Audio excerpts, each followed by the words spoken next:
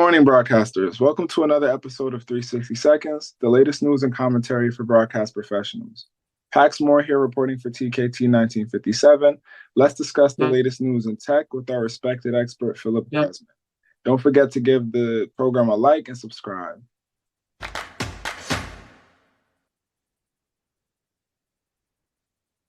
So for today's news, the German company Proton Camera's innovations will present the Proton Cam. This is a mini camera that they'll be announcing at IBC 2024. Philip, what are your thoughts, and who can benefit from such a small camera? Yeah, so I saw this first. I think they had an early release at NAB this year, and it's really interesting. So I know in the cinema world, they were tired of using GoPros, and they went to Red, and Red created the Komodo as sort of that action cam for film, but there really wasn't something for broadcast. And these guys seem to have come out with something for broadcast. Now, granted, it's a 1080p camera. I'm sure that the next iteration will be 4K, but it does have an interchangeable lens, uses the S mount lens. So, I always look at any of these technologies as how does it help tell the story? And for this type of camera, because of its size, it can be placed into locations that a typical camera can't be put in, partially because of it. Larger cameras can't go in because of their size, and or if they're being, let's say, mounted in a race car, they get in the way of the driver. But these cameras are so small, and they are fit with and utilize what we consider broadcast standards, that it can really give you a much more intimate feel in whatever it is that the story you're trying to tell. So in this case, I see this being used a lot in sports, potentially inside of, say, a quarterback's helmet. It can be mounted inside, lens sticking out. We'll have to see how rugged they are. Definitely within NASCAR or Formula One racing. I think within sporting events like basketball or soccer, you're now going to be able to place one maybe right inside the goal or in the corner of the goal or at the basket. So it really helps bring the audience closer to the game or closer to whatever story it is to tell. I'm just always amazed at how we can get things smaller and smaller, and they're not foregoing the quality. That's hence the broadcast quality. So it'll be great to see what sort of demos they use at IBC to really tell the story about this camera. And I'm going to be interested to stop by their booth and say hi and see what it's all about. Wow.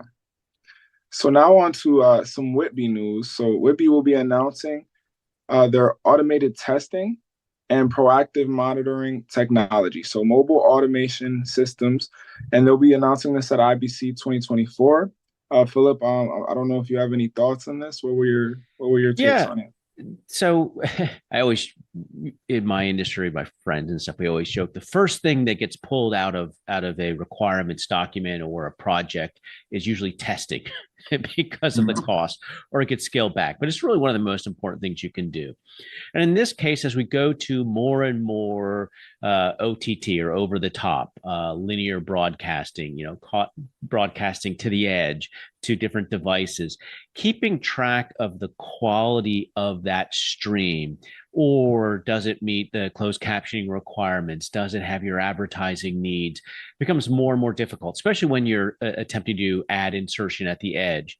This device or this tech seems to be implemented within data centers around the world, with partners around the world. So it really does give you a much, lack of a better term, holistic view of what's going on. Now, they're not the only ones doing this. There are 2 or 3 other companies, but it's great to see another company getting into the market that's helping provide this level of quality assurance in the products all the way to the edge customer. It's very easy to say, hey, what comes down off the satellite's great, but now I'm sending it out to thousands of users or tens of thousands of users on different types of devices.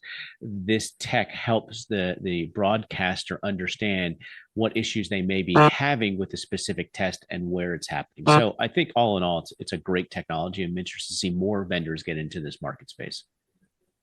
Awesome. And one more thing from IBC 2024, Dejero, they will be showcasing the latest version of its patented smart blending technology. Phil, I know you must have some thoughts on this, and I would love to hear it. So what are your thoughts?